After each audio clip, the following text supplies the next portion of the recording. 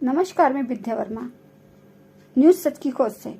आज हमारे साथ हैं बहुजन मूवमेंट के शायर और लेखक सुरेश मेहर जी। आइए कुछ इनसे बहुजन मूवमेंट को लेकर कुछ बातचीत करते हैं। सुरेश मेहर नाम है मेरा। सर, आपका जो बाबा साहेब का मिशन चल रहा है, इसके बारे में आपकी क्या राय है? जो मिशन है, इसको लेकर जो युवा है उनको बहुत चीजें भी पढ़नी पड़ेगी। जो हमारा मिशन है वो किसी धर्म, किसी जाति के खिलाफ नहीं है। ये लड़ाई बहुत पहले शुरू हुई थी और आगे भी चलेगी।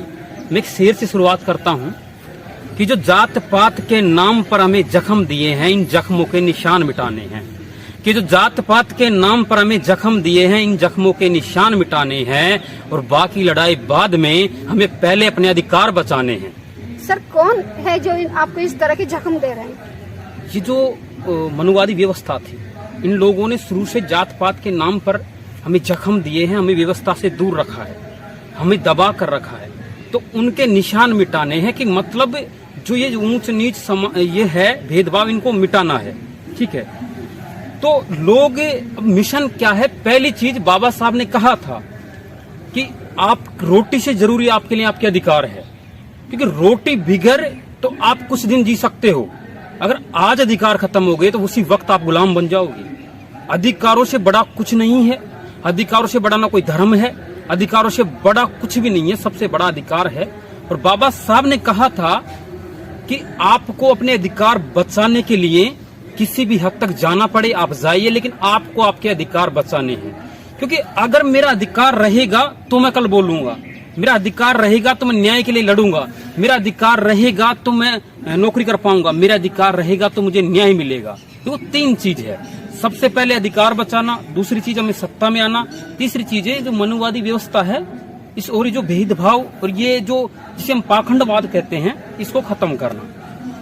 लोगों का क्या है कि जो पहली चीज है, हमें हमारे अधिकार बचाने चाहिए। हमारा पहला लक्ष्य यही है कि हमें हमारे अधिकार बचाने हैं, क्योंकि अधिकारों से सब कुछ होता है। अधिकारों से जॉब मिलती है, अधिकारों से न्याय मिलता है, अधिकारों से मान सम्मान से चल पाते हैं। तो आज अधिकार बच गए, उसके बाद में हमें करना है सत्ता में आना।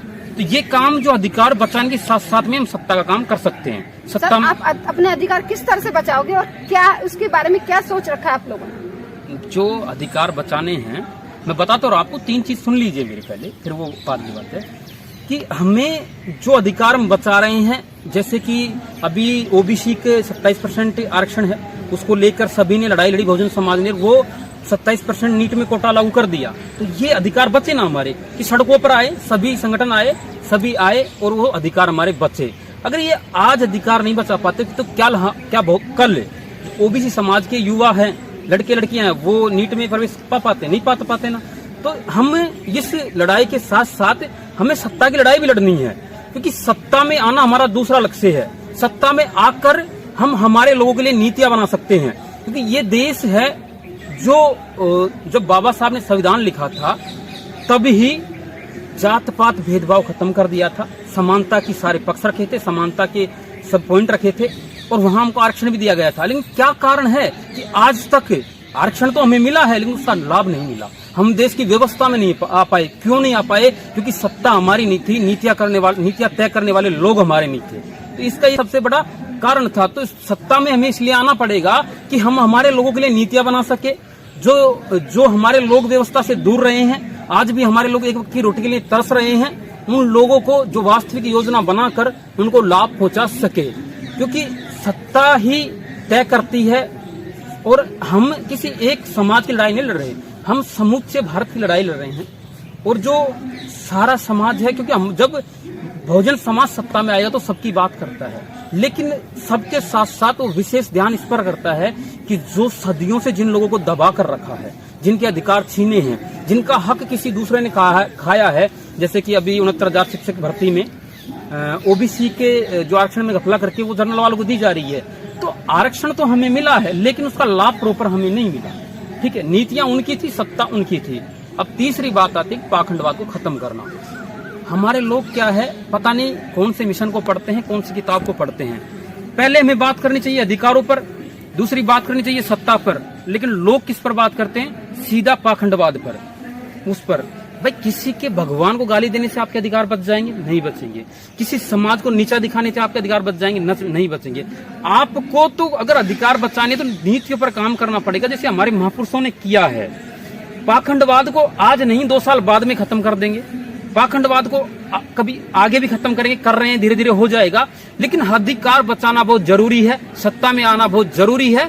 तो ये जो एक लोग हैं, युवा हैं, जिनको अभी जानकारी नहीं है, वो सीधा किसी को गलत बोलते हैं, अपशब्द बोलते हैं, ये नहीं करना चाहिए। महापुरुषों को पढ़िए, उनसे पढ़कर सीखिए कि हमें पहले अधिकार बचाने हैं, फिर सत्ता में आना है। तीसरी लड़ाई हमारी पाखंडवाद के खिलाफ है। अब जो पाखंडवाद की तीसरी लड़ाई उसको पहले नंबर में मत लाइए, ये तीसरी लड़ाई है। इससे पहले 2 चीजें हैं, उनको क्लियर करनी है, वो हमें काम करना है। तो ये जो चीजें थी, और रही बात अधिकार कैसे बचा रहे हैं, जिन लोगों की सत्ता नहीं होती ना, साहब कांशीराम ने कहा था कि संसद में नहीं हो तो सड़कों पर ताकत दिखानी चाहिए। आप चाहे SC/ST एक्ट वजह है कि ये सब चीजें नहीं हो पा रही, जो चीजें होनी चाहिए थी। मैं 1-2 शब्द कहता हूँ उन महानुभावों के लिए जो संसद में गुलाम बनकर बैठे हैं, कि जो वो क्योंकि अपने व्यक्तिगत स्वार्थ की लड़ाई लड़ रहे हैं, वो अपने व्यक्तिगत स्वार्थ के लिए हैं, कि समाज से वोट लेकर सत्ता की गुलामी कर रहे हैं। आईना दिखाएंगे सत्ता के गद्दारों को, कि समाज से वोट लेकर सत्ता की गुलामी कर रहे हैं, आईना दिखाएंगे इन समाज के गद्दारों को।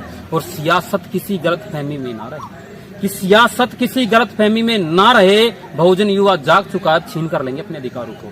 जो ये जो समाज के गुलाम नेता है ना, इनको भी आईना दिखाया जाएगा, इनको भी जवाब दिया जाएगा, इनसे भी हिसाब लिया जाएगा कि तुम जिंदा थे, तुम संसद में थे, तुमने व्यक्तिगत स्वार्थ के लिए आने वाली पीढ़ियों के भविष्य को खतरे में डाल रहे हो, तुम अपने राजनीतिक फायदे के लिए सत्ता की गुलामी कर रहे हो। सर ये जो अभी वो जो चल रहा था, मतलब क्या बोलते हैं, जो कई लोग जो मुर्दे हैं, मर चुके हैं, उनकी लाशों के ऊपर कुछ, आप उसके बारे में कुछ बताइए।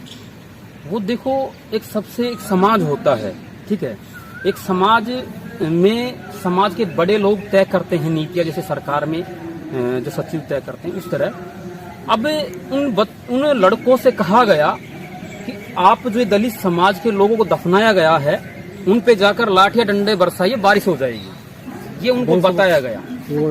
एक समाज के युवाओं में ऐसी नफरत का जहर फैलाया जा रहा है। सपोज कीजिए ये नफरत इस देश को कहाँ लेकर जाएगी, ये नफरत इस देश को कहाँ लेकर जाएगी। तो उस पर ये बात है, मैंने उस पर एक कविता भी लिखी है, मैं आपको सुनाता हूँ, ठीक है। उस पर मैंने एक कविता भी लिखी है, उस कविता के माध्यम से मैंने एक तंज कसा है और उन चीजों को बताना चाहा है कि ये चीजें कहाँ से शुरू होती है, सदियों से क्या हुआ है और कब तक ये ऐसे होता रहेगा, ये कब तक नहीं होगा।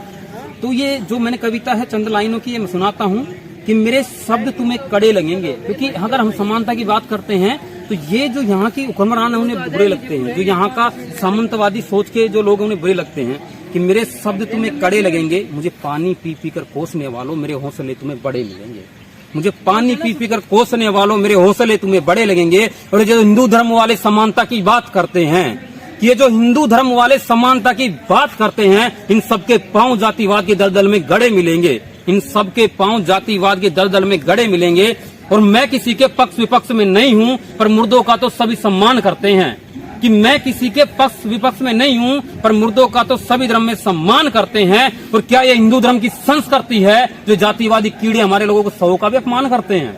कि क्या ये हिंदू धर्म की संस्कृति है तो जातिवादी कीड़े हमारे लोगों को सौ का भी अपमान करते हैं? ये खेल आज का नहीं वर्षों पुराना है, हम भावनाओं में बह रहे थे। कि ये खेल आज का नहीं वर्षों पुराना है, हम भावनाओं में बह रहे थे। आज हमने तुम्हारी हकीकत को जाना है, आज हमने तुम्हारी हकीकत को जाना है। तुमने हमेशा से जाति के नाम पर हमारे घरों को उजाड़ा है। कि तुमने हमेशा से जाति के नाम पर हमारे घरों को उजाड़ा है। तुमने लाशों के ऊपर लाठी और डंडे बरसाए। कि तुमने लाशों के ऊपर लाठी और डंडे बरसाए। अरे जातिवादी कीड़ों, लाशों ने तुम्हारा क्या बिगाड़ा है? क्यों लाशों ने तुम्हारा क्या बिगाड़ा है? और मैं समानता की यहाँ क्या बात करूं, यहाँ जातीय अहंकार हर इंसान में है। कि मैं समानता की यहाँ क्या बात करूं, यह जातीय अहंकार हर जाति के हर इंसान में है।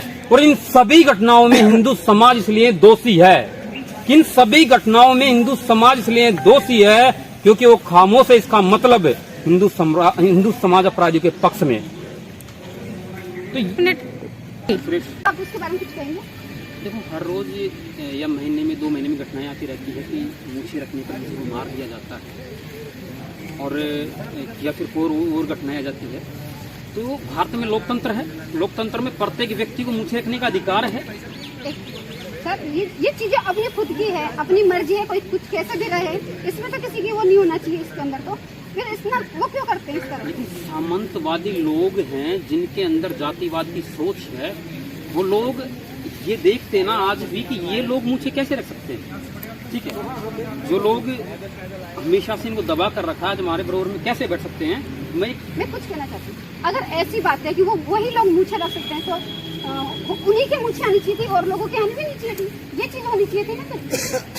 ये तो बात सही है आपकी, ठीक है, वैसा कोई फर्क नहीं है, लेकिन संविधान के अनुसार चलते हैं। ठीक है, और संविधान में सभी व्यक्ति को अधिकार है कि कोई मूछें भी रख सकता है, पढ़ भी सकता है। जैसे भी प्रशांत यूपी में उस भाई की हत्या की है, उसने एक जनरल लड़की से शादी कर ली थी, तो उस कास्ट को बचाने के लिए और धर्म को बचाने के लिए उन लोगों ने बीच चौराहे पर लड़के की हत्या कर दी, जबकि वो लड़का आरएसएस से जुड़ा हुआ था, मतलब उनकी विचारधारा पे था, तब भी हत्या कर दी। तो किसी लोग को मार कर एक व्यक्ति को नहीं मारते, ये सारी कम्युनिटी को, सारे समुदाय को संदेश देते हैं कि तुम्हें ऐसे ही रहना है और अगर तुम में से कोई ऐसे करेगा तो उसका हाल ये होगा। मैं एक शेर के माध्यम से मैं उनको जवाब देना चाहता हूँ कि तुम्हारी आने वाली पीढ़ियां भी जूझती रहेगी, ऐसे घाव देंगे। कि तुम्हारी आने वाली पीढ़ियां भी उस दर्द से जूझते रहेंगी, ऐसे घाव देंगे। और तुम्हें जो करना है कर लो, कि तुम्हें जो उखाड़ना है उखाड़ लो, हम यूं ही मूछों को ताव देंगे।